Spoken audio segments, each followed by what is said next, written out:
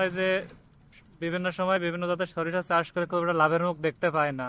তো এখন বিভিন্ন আধুনিক জাতগুলো আসছে, তো সেই জাত নিয়ে বা এই জাত থেকে চাষি কি ধরনের লাভ পাচ্ছে না পাচ্ছে এগুলো আপনাদের সামনে আমরা তুলে ধরার চেষ্টা করি। তো আমরা তেমন একজন কৃষককে পেয়েছি। তো এটা হচ্ছে আপনার যশোর ঝিকরগাছা কলাগাছি মাঠ, গদখালির মাঠ। তো কৃষকের মুখ থেকে আপনি শুনুন, আপনার নামটা একটু।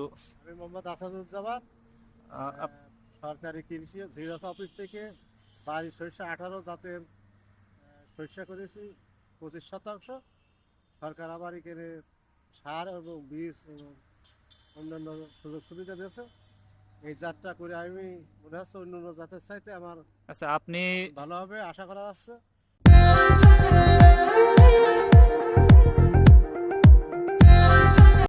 আপনি আগে যে জাতগুলো চাষ করতেন সেগুলো আসলে কি কি জাত ছিল যে? এগুলো ছিল বাড়ি 14, আর ছিল হাইব্রিড একটা জাত, সেগুলো আমি ভালো একটা লাভবান হইনি।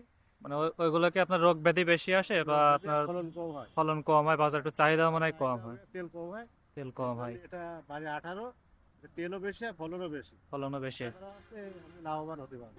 আচ্ছা, অন্যান্য বছর আপনার এই যে 25 শতক জায়গা থেকে কি পরিমাণ সরিষা বিক্রি হয়, আনুমানিক কত টাকার? আমি 25% 3 মণ, 3.5 মণ সময় পাইছি। 3 থেকে এবারটা 25% 4 থেকে 5 মণ বেশি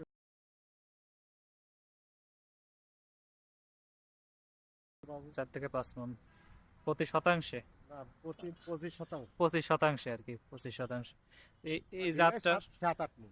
এই জাতটা আসলে আপনি একটু ফল দেখান তো আসলে কিভাবে, মানে আপনি গত বছর মানে মানে কি দেখে আসলে আপনি ধারণা করতে পারছেন যে এবছর লাভবান? এর ছড়ও বেশি এবং সরিষা দানাগুলো মোটা, এবং যে কম যারা দিয়েছে তারাই বলেছে অন্যান্য শস্যের থেকে কেজিতে তেল হয় 300 গ্রাম, এটা 350 গ্রাম 400 গ্রাম তেল হবে, এবং দানাও খুব মোটা হয়েছে।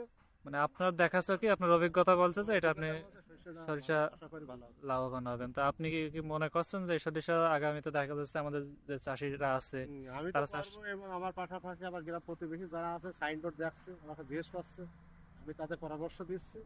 আশা করি আগামীতে চাষিরা এই শস্য করবে, এবং অনেকে ঠিকানা দিচ্ছে বীজ নেবে। আর এটার কি আপনার সার কি অন্যান্য বছর যেরকম, না, তার চেয়ে কম লেগেছে, সার কম অন্যান্য লেগেছে, বছরের থেকে সারা বছর কম লাগছে? একবারই এবং দিয়েছি, তাতে সরিষা আর রোগ ব্যাধি একটু কম, রোগব্যাধি কোনো হয়নি, রোগ ব্যাধি হয়নি, কোনো স্প্রে দিইনি। স্প্রে বাদেই? হ্যাঁ, spray বাদ। স্প্রে, আর এখন যে অবস্থা আছে মনে হচ্ছে স্প্রে বাদে কাটতে পারবেন।